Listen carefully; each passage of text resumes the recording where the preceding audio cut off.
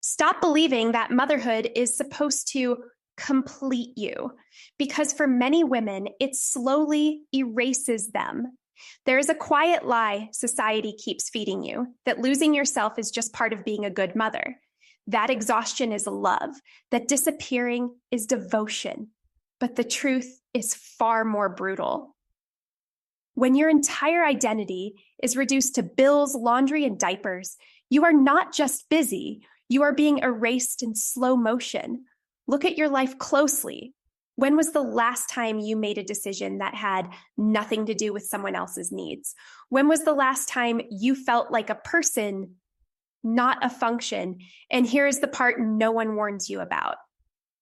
If you keep postponing yourself, if you keep telling yourself, I'll come back later, later never comes. What dies first is not your energy, not your beauty. It is your self-respect. This is not a comforting message. This is a confrontation, because if you are brave enough to face it, you might realize something dangerous. The light you are searching for was never taken from you. You buried it. I remember the exact moment it hit me. Not like a dramatic breakdown, not like a movie scene. It was quieter than that. I was sitting on the floor, surrounded by toys, unpaid bills, and a half-eaten meal that had gone cold hours ago. The house was loud, cartoons playing, something boiling over in the kitchen, my phone buzzing with reminders I had already mentally given up on. And yet, inside me, there was nothing. No anger, no tears, just a strange, hollow silence. That was the scariest part, because I realized I wasn't overwhelmed. I was disappearing. I had become efficient, responsible, reliable. Everything a good woman is praised for. But somewhere along the way, I stopped being me. I couldn't remember the last time I felt excited about anything that belonged only to me, not for my child, not for my partner, not for the household, just me. And the worst part? No one noticed. Not because they didn't care, but because I trained them not to. I made myself available. Always, I made myself adaptable. Always, I made myself last. Always. And slowly, that became my identity.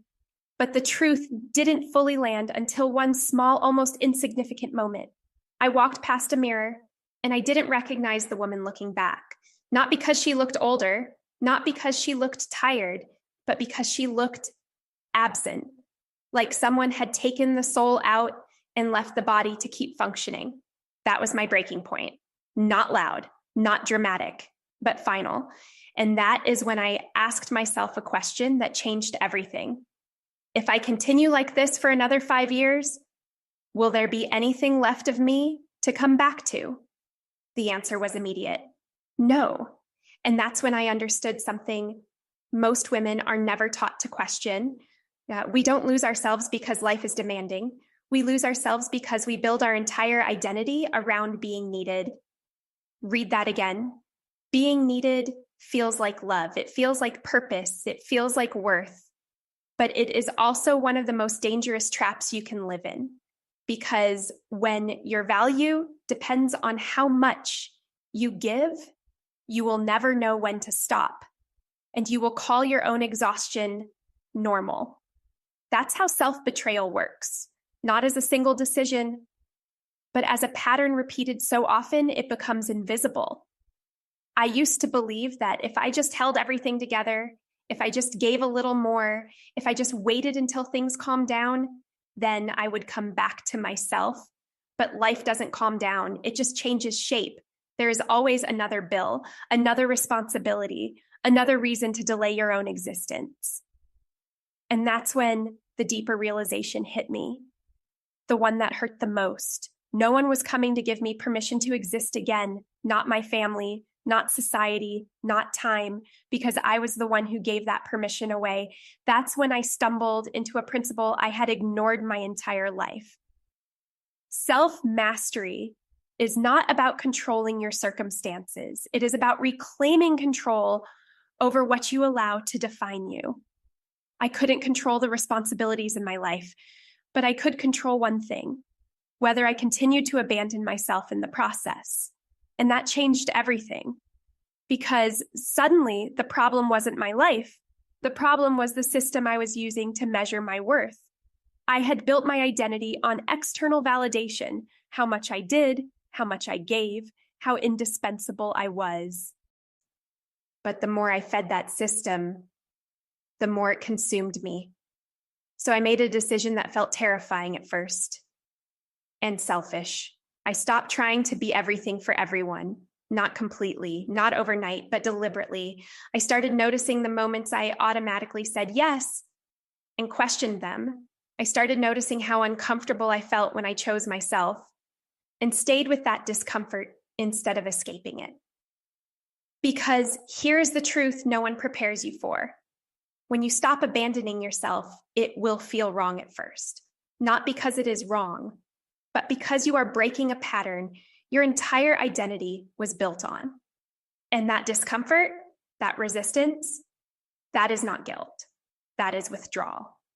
Withdrawal from a life where you only existed through others. And as painful as that process was, it gave me something I hadn't felt in years: presence. Not as a mother, not as a partner, not as a problem solver, but as a woman who existed again. And if you see yourself in any part of this, if you feel that quiet emptiness you can't explain, then understand this. You are not broken. You are disconnected from your own center.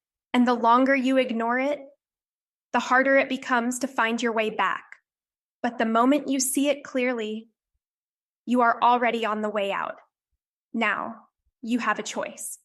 Not tomorrow, not when things get easier. Now, because the woman you used to be is not coming back on her own.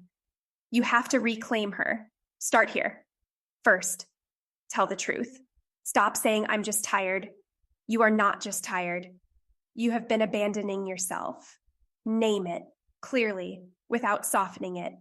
Second, create a non-negotiable boundary. 15 minutes a day that belong only to you. No guilt, no justification. This is not luxury. This is recovery of your inner ground.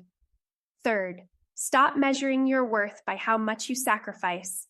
You are not valuable because you are exhausted. You are valuable because you exist beyond what you provide. Fourth, reclaim one piece of your identity. Something small, something yours. Reading, writing, walking alone. Reconnecting with your body, not for productivity, but for presence.